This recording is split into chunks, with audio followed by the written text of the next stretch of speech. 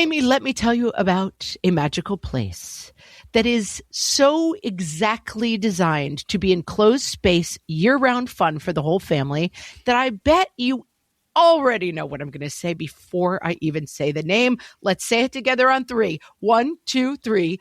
Great Wolf Lodge. You got it, Amy. My kids loved Great Wolf Lodge when we went. You probably already know that it has a huge indoor water park with a wave pool, lazy river, a bunch of massive water slides. But then your pack can hit the other attractions because, wait, there's more. Great Wolf Lodge has adventure-packed attractions like Magi Quest, a live-action game kids can play throughout the lodge, plus the Northern Lights Arcade. Spent some quality time there, so your kid who loves the lazy river and your kid who loves fantasy games will both have a great time. Great Wolf Lodge also offers great dining options and complimentary daily events like nightly dance parties, all under one roof. Unpack the car once and you're settled in to have fun. And with 22 lodges across the country, you're always a short drive away from adventure.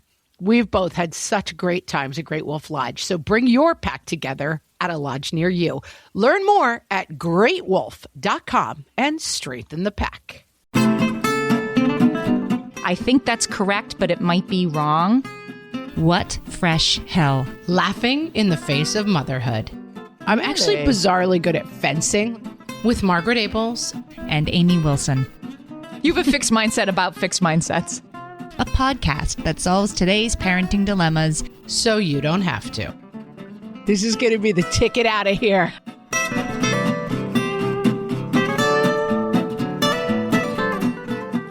Hello, everyone, and welcome to What Fresh Hell, Laughing in the Face of Motherhood. This is Margaret. And this is Amy. And this week, we're talking about letting kids make mistakes. Letting kids make mistakes. It's positive. I mean, my kids make a lot of mistakes, so I'm sure I'm on the right track. But before we do that, we need to open the mailbag, Amy, because on our episode, Achievable Family Traditions, one of the traditions that we discussed was the burning of the Christmas tree. The fun, great, everyone knows it. It's the burning of the Christmas tree. Right. Everybody does this, apparently. Burns it on the 4th of July, I believe. Yes. We thought it sounded insane. And then we asked everybody if they were actually doing this. Heather came back to our Facebook group at What Fresh Hell Cast and said, as requested, to follow up on your questions about our 4th of July tree burning tradition, I have pictures and videos below. They live in Wisconsin.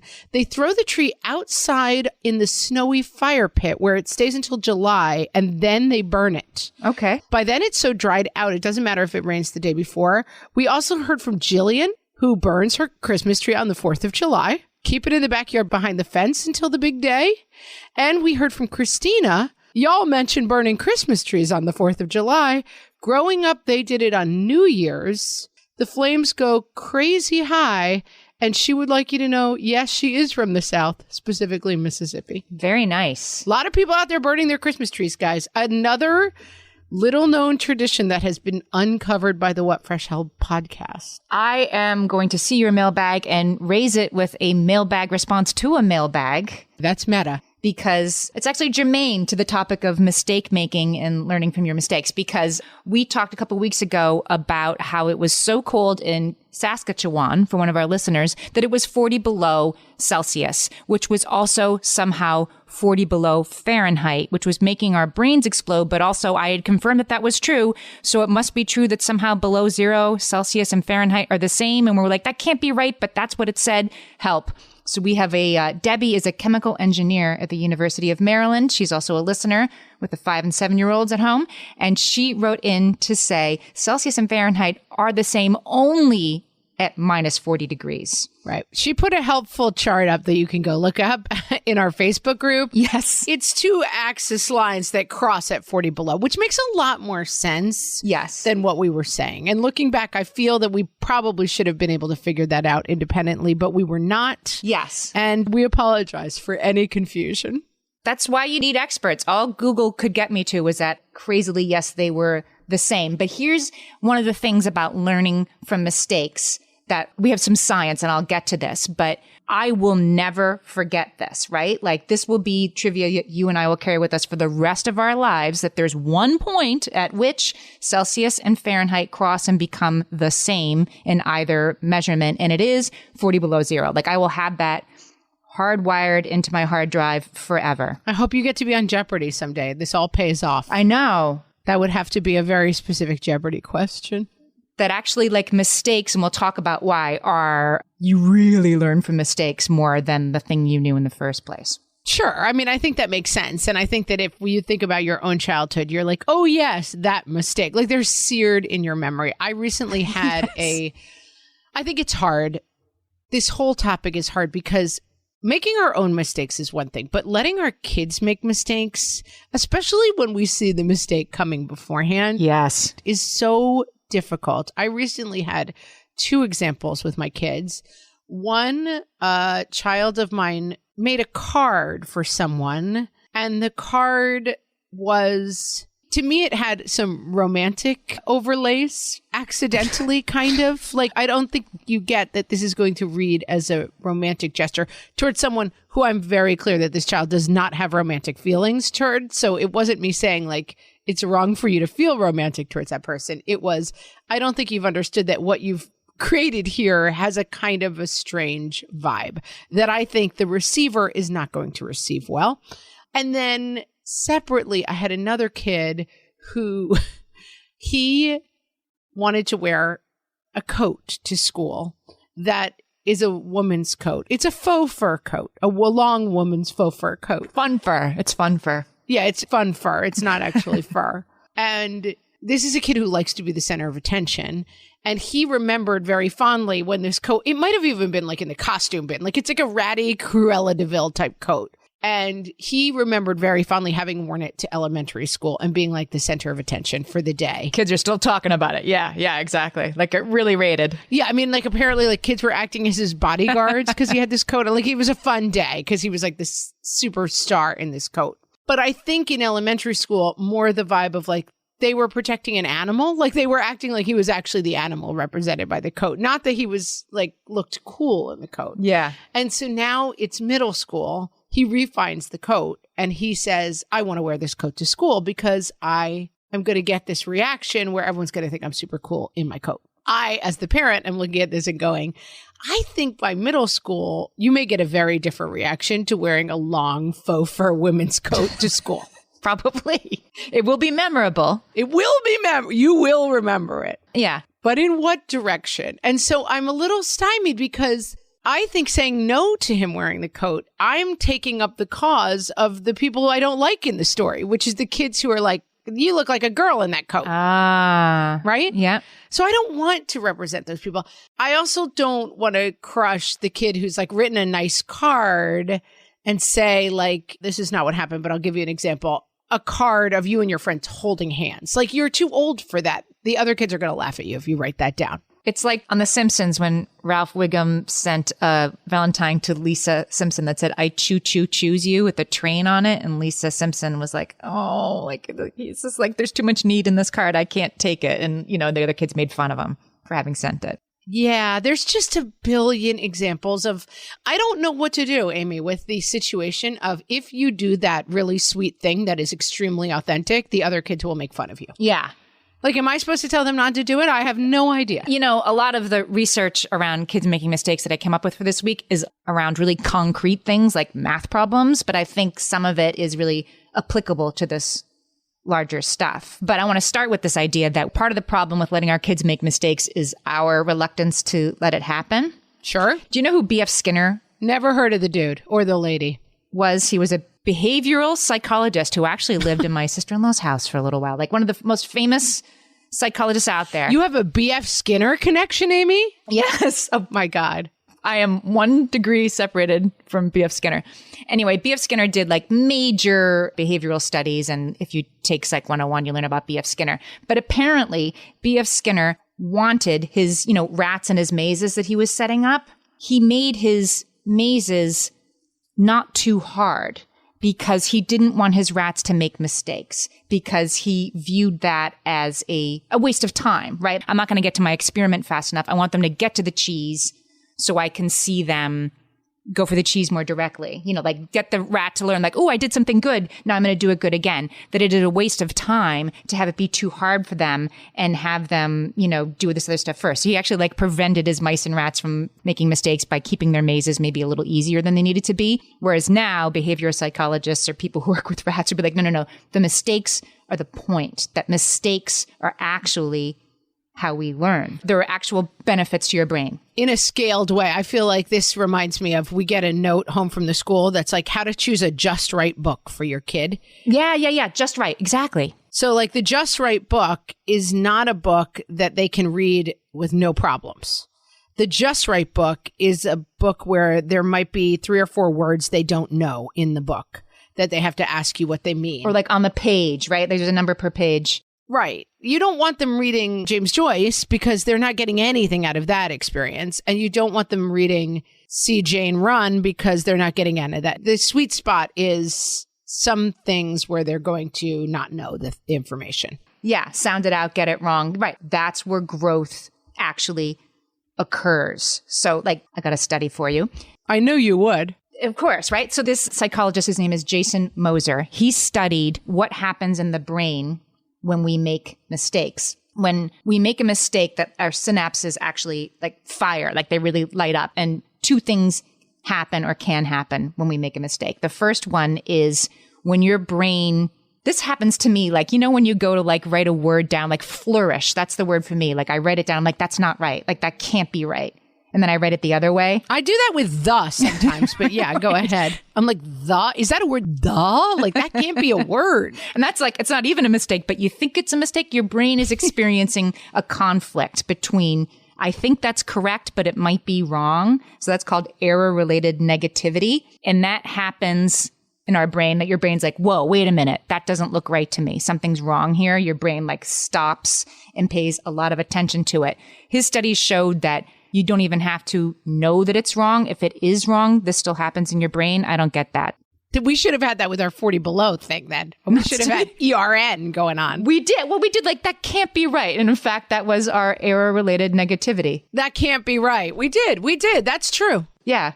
This sounds like it can't be right, but I read this, but something tells me it's wrong. That was our error-related negativity lighting up. And then there's a second thing that happens that's called error positivity. And that is when there's an awareness that the mistake has been made, attention is paid to that. And your brain allocates sort of extra resources like that was wrong. And remember that that was wrong. Learn from the mistake. I will never again wear a lady's fake fur coat to 7th grade. That was a mistake. I'm not going to do it again.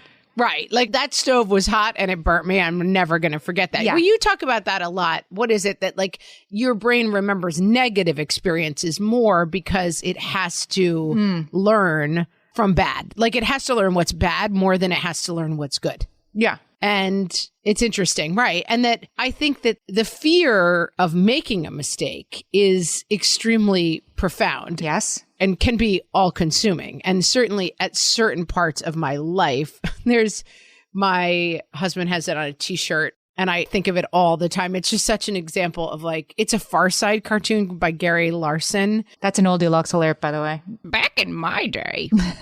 Oh, such an oldie Lux alert. But my kids are really into Far Side. If you've got kids with funny sense of humor, my kids will read the Far Side all night. Classic. And it's called like Lawrence Screws Up. And it's a kid and his thought bubble is like, don't screw up, don't screw up, don't screw up. And he's holding the triangle and he doesn't have the little stick to hit it with.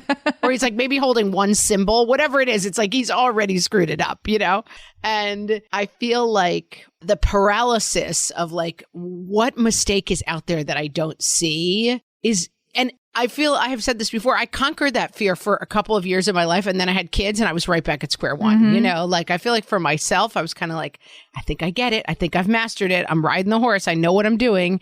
And then I had a kid and I was like, no, now I'm scared of everything again. Yeah.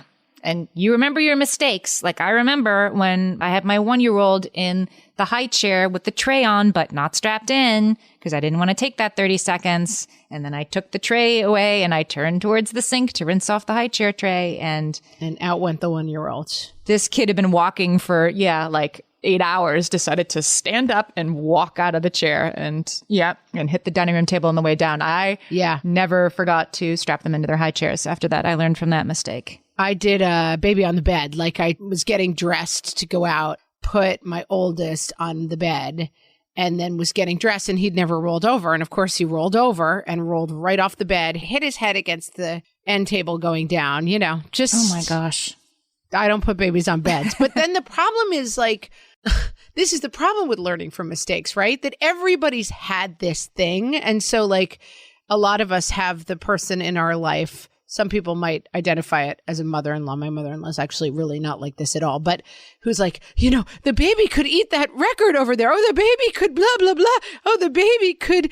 And it's like, the baby could do 8 billion different things. You can't worry about all the things. Right. And it's probably not that useful to just worry about the thing you've already done, Right. So you have to get more into the headspace that mistakes are not only not avoidable. Yes, you did. Did I say that the right way? I'm having error-related negativity. Yeah.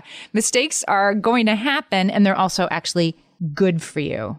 Let's take a break. When we come back, I'm going to tell you about growth mindset and what that means and why it's good for our kids. I'm ready. Hellions, it's time for some spring cleaning, and I don't just mean the coat closets. Doing your financial spring cleaning can actually be super easy when you let Monarch do your financial spring cleaning for you.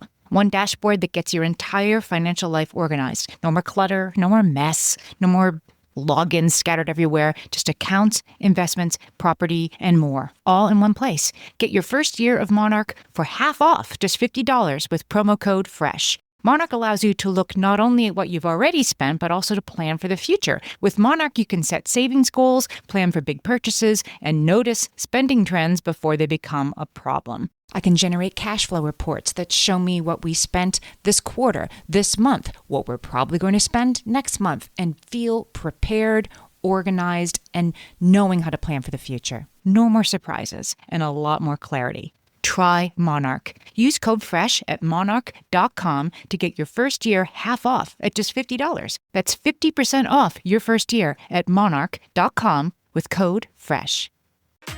You know that thing where you get an amazing pair of shoes at a really great price and want to tell everyone about it? Yeah, so do we. Here at Designer Shoe Warehouse, we'll give you something to brag about, like the latest styles from brands you love, or the trends everyone's obsessing over, or shoes that make you feel like, well, you. So go ahead, show off a little. Find shoes that get you at prices that get your budget. Head to your DSW store or DSW.com today. DSW. Let us surprise you. Amy, when I'm having a good hair day, it usually makes my whole day better. And that's why on every day, I'm taking Nutrafol. Nutrafol is the #1 dermatologist-recommended hair growth supplement brand. And it's the #1 hair growth supplement brand personally used by dermatologists. Nutrafol's hair growth supplements are peer-reviewed, NSF certified for sport, and clinically tested. Nutrafol offers multiple formulas for men and women, tailored to different life stages and lifestyle factors, so you get support that's actually right for you. Adding Nutrafol to your daily routine is easy. Order online, no prescription needed, with automated deliveries and free shipping to keep you on track. Let your hair be one less thing to worry about. See visibly thicker, stronger, faster-growing hair in 3 to 6 months with Nutrafol. For a limited time, Nutrafol is offering our listeners $10 off your first month subscription and free shipping when you visit Nutrafol.com and enter promo code LAUGHING. That's Nutrafol.com, spelled Nutrafol.com, promo code LAUGHING.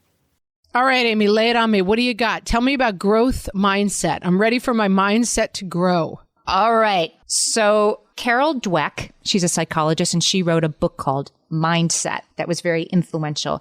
And she defined these two different mindsets that we could have. One is fixed and one is growth. So the fixed one, people who have a fixed mindset, and we all have a fixed mindset sometimes. Like the example that she gives is, we have a fixed mindset that you can't jump off a cliff safely. Like that's a fixed mindset. Useful. Right. It doesn't matter how much I believe that I can do it safely. It doesn't matter if I practice by jumping off the table and the step and then 2 steps first. I will never train myself to be able to jump off a cliff safely. So that's a good fixed mindset. It's a biological imperative. Lean in on on that one. Yeah. Right. The things that you're pretty sure would be a bad idea for you to do are like, there's a reason that we have that mindset. But on the downside, people with the fixed mindset kind of think you either have it or you don't, right? You're either capable of something or you're not. And that if you make a mistake, you're not good at something. Like I just tried ice skating last week with my kids for the first time in, 20 years. And I'm terrible at it, right? It took me I managed not to fall, although some would say that's not don't be so proud of that. You got to fall to get better, right? But I managed to creak all the way around the outside of the rink, not holding on, but barely moving with my skates, and got all the way around. It took me 10 minutes to get around the rink once. And I'm like, I'm good. Did it. Tried it. But I mean, you don't need a growth mindset around that. That's fine. It's fine to be at my age, taking up ice skating is not. Right. I mean, I love Zelda Fitzgerald and the whole Fitzgerald, F. Scott Fitzgerald's wife. It was a big part of my personal mythos for a while. And she decided to become a professional ballerina, I believe in her either late 20s or early 30s. And she went insane trying to do it because it's she got a wrong fixed mindset, which is I can become a prima ballerina even though I'm way too old to start, Yeah. I think it's okay to have a fixed mindset about ice skating. Yeah. But I was trying to sort of display for my kids, we try new things and it's okay if we're not good at them right away, because you want your kid to have a growth mindset, which is I'm going to fall when I ice skate the first time I do it because I need to work harder to learn how to do it. It's not a sign that I should stop or a sign do you remember Don Music on Sesame Street? Do you remember that Muppet? Old school. He was the composer who would be trying to write. I thought that was Dr. Teeth. No, Dr. Teeth's a Muppet Show. Don Music was on Sesame Street, and Kermit would be going live to his studio to interview Don Music. And he'd be like, Mary had a little, and then he'd say, oh, I'll never get it. And he'd bang his head on the piano. Oh, yeah. Yeah. This is coming back to me. That was Don Music. And my brother used to have to hide behind the couch when Don Music came on. He didn't like the guy who banged his head on the piano. But he had a fixed mindset. But I will never get this. And Kermit would always sort of talk him through it. And they'd end up coming up with some totally alternate Mary had a bicycle was what they ended up with instead of Mary had a little lamb. But he stopped right away. I'm totally down with the idea of fixed mindset and growth mindset, but I am going to need some convincing that you have a lot of control over whether or not you have a fixed mindset or a growth mindset. So having a fixed mindset, you have a fixed mindset about fixed mindsets. I do, I think. I mean, I have 3 kids, and I have a kid who has a very fixed mindset, and I have a kid who has a super growth mindset, and I have a kid in the middle. Yeah. So I'm a little unclear about whether or not we have a lot of control over whether or not our kids. This is the kind of thing that I read in a book and I'm yeah, it's interesting to me, but I don't know. Can I help my kid with a fixed mindset have more of a growth mindset? Yes, I think you can. Okay. I'm interested in that. So that and should we? I think having a growth mindset is probably a key to a more I don't want to say a happier life, but a more optimistic life, being more open to new adventures and trying new things and not being so locked down for fear of making mistakes. Speaking as somebody who kind of is that person, right? If I'm not good at something pretty quickly, then I'm just well, I don't do that. Not an ice skater. I don't give things a lot of chance to develop because I want to be good at something. I don't want to get good at something. Well, I agree with that. I was a skier as a kid. We were a ski family, did a lot of skiing. And then snowboards came out maybe when I was in college, and I went to go learn to snowboard, and I stunk, and I was getting slammed against the hill. And I remember thinking I'm not interested in learning something new. I'm really good at skiing. It's fine. I'll just be a skier. And I don't know. I think there's a realist in there too somewhere. That's all. That the growth mindset, I get it, but I also think the growth mindset can be a tilting at windmills person who is Zelda Fitzgeralding through life. One is not good and one is not bad. Sure. It's just helping people find the right one, I guess, for the situation. I don't think you should take up ice skating. That sounds insane to me. You're going to break something, Amy. Get off those ice skates.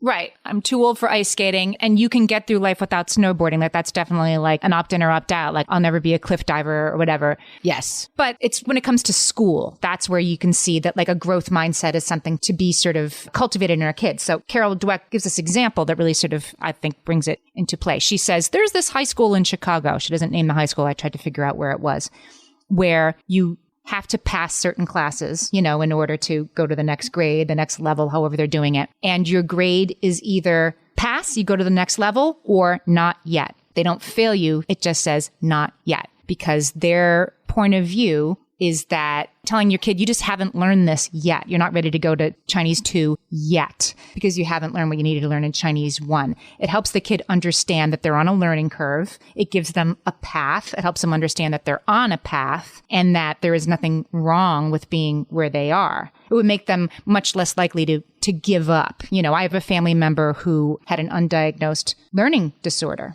and that long ago child was in a school with a pretty fixed mindset. Right. And so that child went on to be an adult with a pretty fixed mindset that they weren't good at things, that they weren't that smart. And a growth mindset applied to that kid a long time ago would have been a much better outcome. So I think our kids are better off now that we live in a time where we can encourage kids to keep trying rather than this is for you and this isn't. But I guess I can see the limits to it. Yeah, that makes a lot of sense to me. And I think that certain kids are at different places in that curve, and you know how you adapt. I'm thinking of an example. I have a kid who's really athletic and just naturally good at stuff, try stuff, and is just, I don't know, he's a naturally, what is that word? Like, it's not athletic. He's just good in his body. Like, if he tries something, he can get the hang of it pretty quickly, generally. It's like laser tag, but it's swords. So you have to touch the thing on your chest, and like the boys were sword fighting, you know, and they were hitting each other. Like fencing almost? It's like fencing. Yeah. Like you wear a target on your chest and then the sword has a tip on it. And so when you tag each other, and they were having a lot of fun with it. And mostly just, we'd watch Pirates of the Caribbean. It was mostly like them running on the beds. You know, it was mostly the showing off what good sword fighters they were having. They weren't really doing it. Just brandishing them. And then I started playing against my son, and I took fencing for several semesters in college. So I'm actually bizarrely good at fencing, like strange skill that I have. And I was just killing him. Like, I just kept touching the thing on his chest, and I was taking it slow and actually using fencing techniques and knocking his sword to the side and then hitting him in the chest. And he's like, I don't want to play with you. I like to play with people who are not good. You know, like he's like, basically, I want to win, you know? And I was kind of laughing at like, right, he doesn't want to do it because he's losing to me, you know? But I think that both of us need to adjust a little bit there, right? Like, I need to be just right against him. Like, I need to make him feel like there's a chance for him to ever hit me, which, by the way, there's not, because I'm much better than him. And he needs to stay with it and try to get better. Yes. It's just right, I think, is the thing in this growth mindset thing. Yes, yes. And you want him to get better, especially if he wants to, right? It isn't that important to you if your kid is good at laser fencing. No, it's the most important thing in my life, Amy. There's a real lane for college scholarship money. Listen, this is going to be the ticket out of here. But if it's important to him that he get good at it, if he gets joy out of it, you want him to keep getting joy out of it and not, you know, say the stupid thing and throw it down and never touch it again. But yeah, the wrong way to do that is to just let him win every time, right? He's not a 2-year-old playing Candyland. He needs the challenge in order to continue to grow. Yeah. And I think for me also, and this is something that people disagree about, this is like, do you let your kids win at board games? You know? And I know people in my life whose parenting ethos is like, I crush my children at all games until they eventually overtake the master. You know, like, I know people playing even like Candylands against a kid. They're like, oh, your strategy was bad. I beat you. You know, they play to win. And I think I'm just more of the mindset that, like, I play at your level slightly to challenge you, you know? My goddaughter. But there's lots of, especially dudes, I feel like, who have that mindset of like, you can have the crown when you can take it from the master, you know? I used to play Candyland with my goddaughter, and it was like counting cards. Like, her parents were like, no, she is to get, who's like the gumdrop princess? Oh, God. Yes. That you have to plant it, like count back, like 1, 2, 3. So like the 14th card is Princess Thumbelina. Oh, believe me, I played a lot of, you know, I was a fast dealer with Candyland because I'm like, no, we're not going back to the beginning. Yeah. No, you're not getting stuck in the swamp again. Like, I would just flip them over, put them in the deck. I mean, I was a card shark at that Candyland so that the game would end. Yeah, right. Because what her parents didn't want to deal with was, you know, the tears and quivering lip if you got the gumdrop princess, you know, whatever it meant. And it doesn't really matter. This kid is now an adult. She's in her 20s now and, you know, managed to achieve. And she's just stuck in a swamp 24 hours a day. It didn't work out for her. protecting her from the pain of losing Candyland as a toddler did not prevent her from achieving great things as a young adult. But at some point, yeah, we need to stop smoothing the path because that's where the opportunity for growth occurs. Can I give you an example from my own parenting that occurs to me? Sure. One of my teenage boys, when he was, I'm going to say like 7 or 8, used to ride a bus to day camp with a bunch of other kids. You know, they'd make a bunch of stops and pick up a bunch of kids and they would play games on the bus or whatever. One day we were at a park and my husband was throwing a football to my son and like yelling his name and stuff. This other dad comes over and says, did I just hear you say your son's name is blank? And I'll just say here that when you give your kids unusual names, there's the plausible deniability kind of goes away, right? These days when it's not Billy, Bobby, Ricky, and Mike, when there's like, yeah, that's our kid's name and he's the only one around. He's like, yeah, so your kid taught my kid to curse on the bus to take camp. Like oh my. So this girl was 4. My son was, 8 or so, and had been apparently teaching her a choice word or 2 on the bus to day camp. So we talked to our child about this. Weird flex on the dad, though, to just like interrupt the football game with that info. Well, my spouse said he kind of felt like this was very much like a hostage situation where it was like, go over there and tell that, that kind of thing, that this dad was sort of like, so your kid kind of did this thing, was a little bit embarrassed about it. So yes, our kid did it. Our child fessed up. I was able to ascertain from the camp where these people lived and had my child write a letter of apology. Marched my kid over there, knocked on the door, and the other mom opened the door. And, it was just sort of like, who just knocks on somebody's door in the middle of the day these days, right? Like it doesn't happen that much. Nobody. Please never do that to me. And so open the door. I'm like, hello, like I'm Amy. This is my son. He has something he wants to say. And we had rehearsed it on the way over because he was mortified. And he's like, I'm very sorry for what I did. And here's this letter. And I felt like this mother, I have to say, this stranger, like I could have gone a lot of ways, right? Had I been on the other end of that door, I probably would have been like, oh, honey, thank you. Don't worry about it. Thank you so much. Oh, that's so nice of you. I probably would have said that. This mom was a little more like, well, thank you. I appreciate your letter and I look forward to reading it. And I really appreciate that you took the time to apologize. And I hope you have a nice afternoon. And closed the door and was like, nice, but not that nice. You know what I mean? And it was, at the moment, I was a little bit like, whoa, like this kid just really left his comfort zone, like meet him halfway a little bit. But I think she kind of met him like 35% of the way. And I think it was the right thing to do, to not protect him from the consequences of his action too much. And he never did it again. I mean, that story's bonkers in 86 different ways, Amy. I love it. But like that, I don't know. That's a wacky story. But I get the overall picture. I feel like everyone in that story behaved horribly, including your cursing kid. But like, I'm kind of hashtag team cursing kid at the end of that story. But I think if you're not going to learn a curse on the bus to day camp, I don't know where you are going to learn.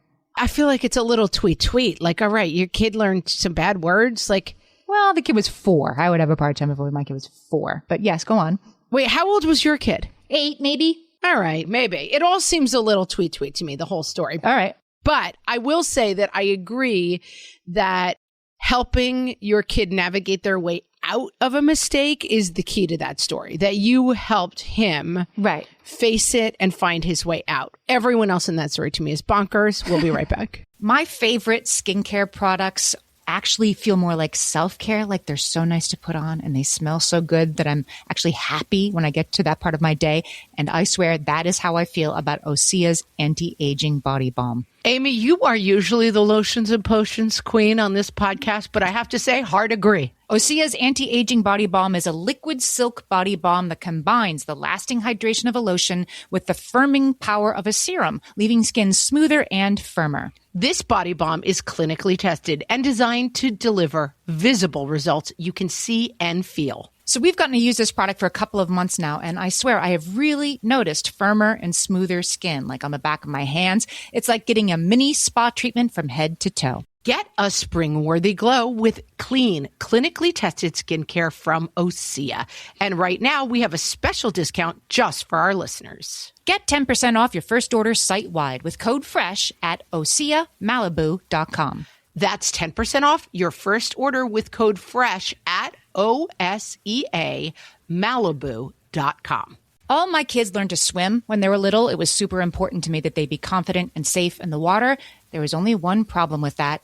taking them to swim lessons. I mean, the pools were freezing. There were always cranky adults doing laps right there. And it was definitely not, for any of us, what you would call fun. Amy, heard. But now there's Goldfish Swim School. Goldfish takes a really thoughtful approach to swim lessons, combining research-based teaching with a warm, kid-friendly environment that actually helps kids thrive in the water. Every detail at Goldfish is thoughtfully designed to create a golden experience, from shiver-free, warm indoor pools to comfy waiting areas for parents to professionally trained lifeguards on deck. Goldfish uses an approach called the science of swim play, which combines guided play with proven teaching techniques to help kids learn to swim, build water safety skills, and gain confidence, all at their own pace. Lessons are designed to meet kids exactly where they're at. If you've been thinking about swim lessons or just wondering where to start, this is a great opportunity. Right now, Goldfish Swim School is offering a waived membership plus your child's first lesson free at participating locations. Just visit goldfishswimschool.com/free to find a location near you and enroll using promo code FREE. That's goldfishswimschool.com/free, promo code FREE. And now, the parent we thought we'd be versus the parent we are. From the What Fresh Hell podcast. The parent we thought we'd be. I just cannot understand parents who let their children watch screens. I'm sorry, but try parenting. The parents we are. All right, how many more kills do you need until you beat the level? Okay, as long as you don't interrupt my conference call, I'll allow it. The parents we thought we'd be. Hello, there's no such thing as kids' food. Kids should eat what they're served. I mean, that's how they do it in France. The parents we are. Come on, honey, you haven't had a vegetable in a whole week. I'll give you dessert if you eat 3 of those tater tots. The parents we thought we'd be. When you are truly connected with a child, there's never any need for yelling. The parents we are. Get in the car! In the car! I knew you hear me! If you don't get in this car right now, Christmas is canceled forever! This has been the parents we thought we'd be versus the parents we are. From the What Fresh Hell podcast.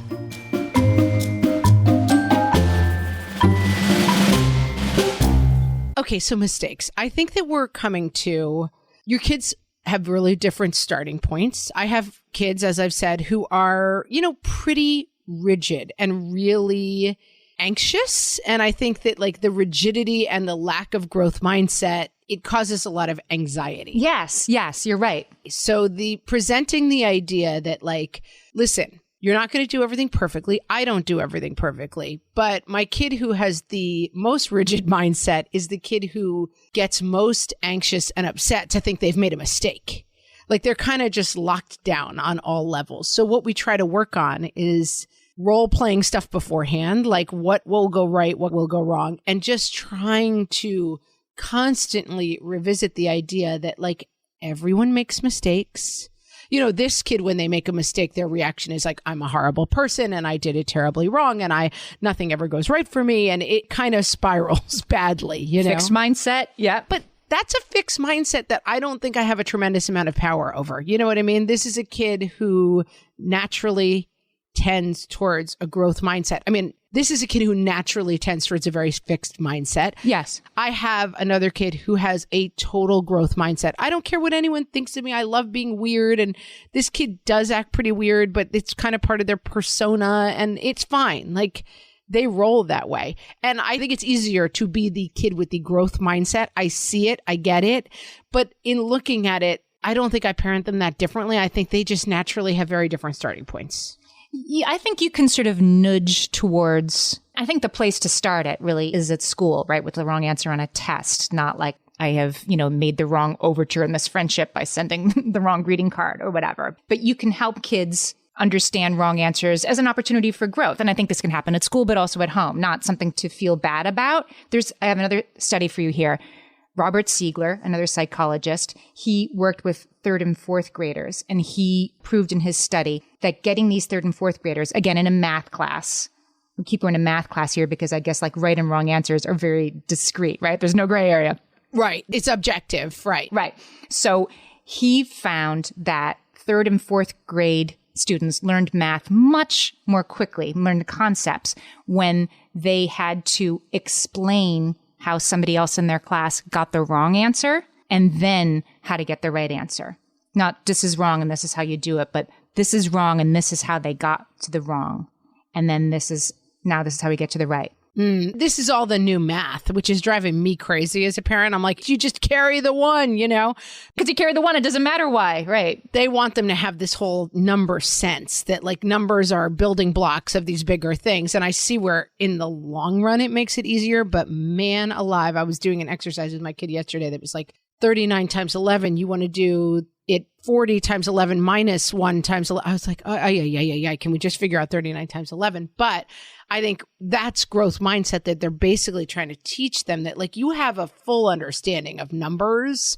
You understand why something is right and why something is wrong. You're not just like, is this the right answer? And the new math occurs to me also is like, you can do it this way. You can do it 40 times 11 minus 11, or you can chunk it, or you can do like, I don't even know half the things that they do, but there's more than one way to skin a cat and more than one way to get to the right answer. And you can try a bunch of things. And getting a wrong answer first is just a step on the way to the right answer. It isn't, now you'll never get the right answer. No, you're just, it's the not yet thing. You're not at the right answer yet. Let's go back and figure out what happened. I think it's easier for us, right? Like the first step to letting kids make mistakes is us being okay with letting our kid have the discomfort, the failure, the wrong overture in the friendship, the letter they have to write to somebody else's mom. We have to be okay with those things happening for them, which I think we can be once we understand that they're good for their brains, they're good for their development, right? Yes. Yeah. That's Gift of Failure. Jess Leahy's book is all about this, right? Like give them the gift of running up against walls, because if you're constantly snow plowing things for them and making sure that the path is always clear. But within that, I think both of us come out, or I certainly come out on the side of like, within reason. It's also fine to move the cards around so she gets the princess thing because that bothers her. It's also fine for your kid to hide behind the couch when Musical Bob is on, or whatever the guy's name is, like, because that's his weird quirk. It's also, you don't have to like march him and be like, you will sit down and watch Musical Bob bang his head because, I think it's the gift of failure with a lot of grace. That's sort of where my middle ground turns out to be. And that I'm all for letting kids make mistakes. And I think with kids who do, I think the construct of the growth mindset versus the fixed mindset is also a really good way to think about your kids, because I know for myself, constantly harping on my fixer mindset guy about how he needs to be more growther mindset is not that helpful. Because right, we all know people and they're just black and white thinkers. There's right and there's wrong. And they just people who really are comfortable in that gray space. And that's a different set point. And so one of the things I find I say to my fixed mindset guy often is, this is really hard for you. Having a teacher, for example, who's like, you will get points off if you don't put the date in exactly this format. I know that's going to be really hard for my guy. Like he's then going to fixate on like, I'm worried about points off on this or that. And I'm like, yeah, that's just hard for you, but let's try to set up a system and make it work, and working backwards from there, but not worrying so much about magically making him into a growth mindset kid. Not going to happen. Yeah. You can create in your house a mistake-friendly environment. Yes. Like that sounds like a teacher with a fixed mindset, right? Like the date needs to be in the paper. I mean, I have a kid who often forgets to put their name at the top of the paper. And there are teachers who, in the school history who have taken 2 points off for that. And there are teachers who just write the name in every time. And right. The goal is to get the kid to remember to write their name at the top of the paper, right? Like for a kid like that, getting the 2 points off is a lot of shame and attack on their fixed mindset without, I don't know, like it doesn't help them remember the next time. But a mistake-friendly environment might. I'm going to give you an example of, so I teach public speaking, and one of the things that we do, I often teach it to people who have no public speaking experience. They've never spoken in public before at all. And so one of the first exercises we do is called expert speaker. And you speak as if you are an expert, and it's a ridiculous topic. Like vegetation on Mars, Amy, that's your topic. You're going to talk about it. And you're going to be like, yes, on Mars, there are these beautiful flowers. They're called Mars flowers. And you're making up everything you say. But the key of the game, the thing that makes the game work, is that you cannot say anything wrong. You are the expert in this thing. So if I'm like, you're the expert in blue whales, and you're like, blue whales live in bathtubs and they like to drink soda and whatever, anything you say about them is correct. You can't make a mistake. And what you see is that it really frees people. And sometimes they speak in front of a group, we're a small group in a classroom, not on a stage. They speak for the first time in their lives with a certain degree of confidence. And it helps them find the confidence. Like, I think that idea of setting up a mistake-free, we both come from an improv background. No mistakes is the key word for improv. So if Amy says like, this is a box of penguins, and you said, oh, it's a box of flowers, then I have to say, oh my God, it's crazy how the flowers keep turning into penguins. And that becomes what the sketch is about. Because if you're like, no, Amy, everything stops once you start saying no to people. It's a classic improv rule. But I think that can be a really good approach with kids, is like, try it here. This is giving kids a safe space in which to make mistakes.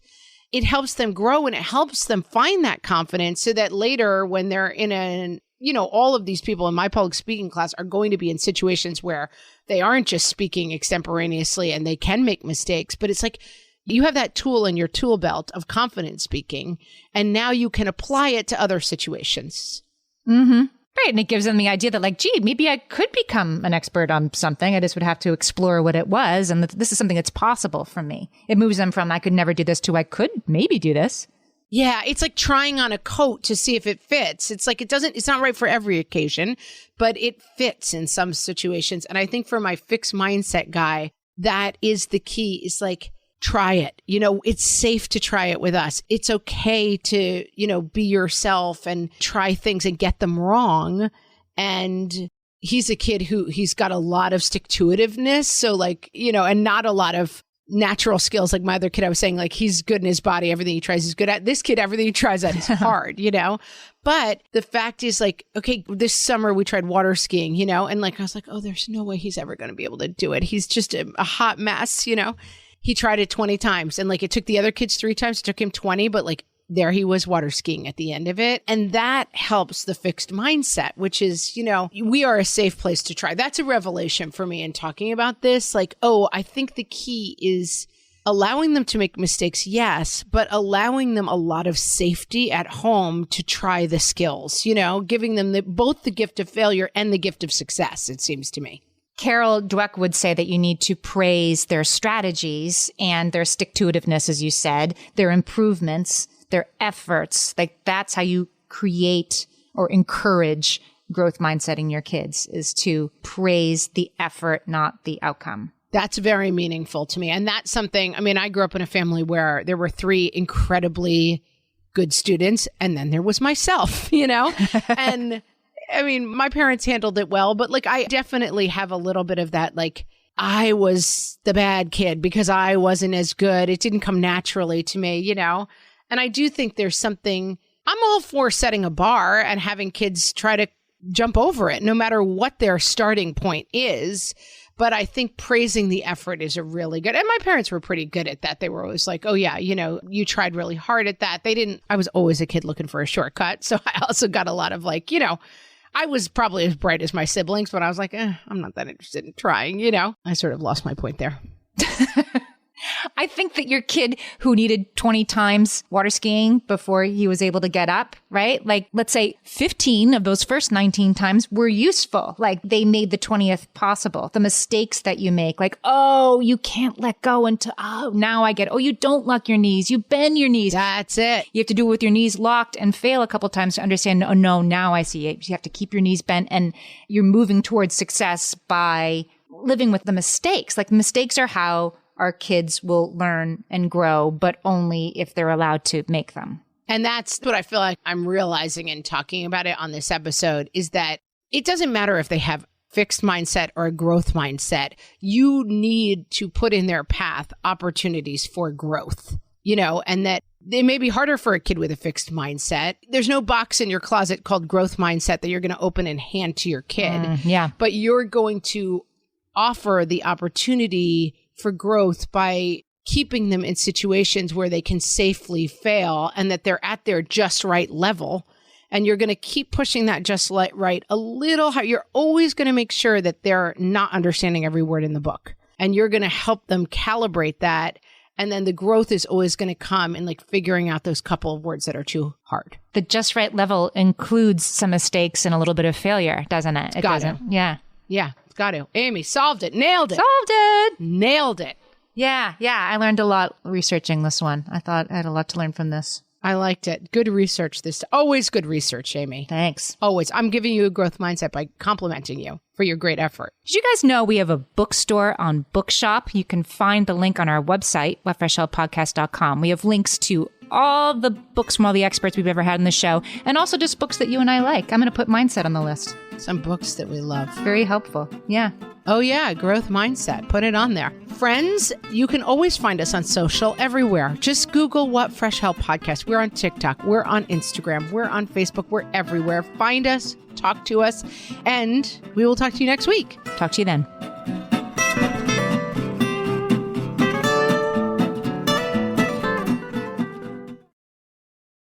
The right window treatments change everything. Your sleep, your privacy, the way every room looks and feels. At Blinds.com, we've spent 30 years making it surprisingly simple to get exactly what your home needs. We've covered over 25 million windows and have 50,000 five-star reviews to prove we deliver. Whether you DIY it or want a pro to handle everything from measure to install, we have you covered. Real design professionals, free samples, zero pressure. Right now, get up to 45% off site-wide, plus get a free professional measure at Blinds.com. Rules and restrictions apply.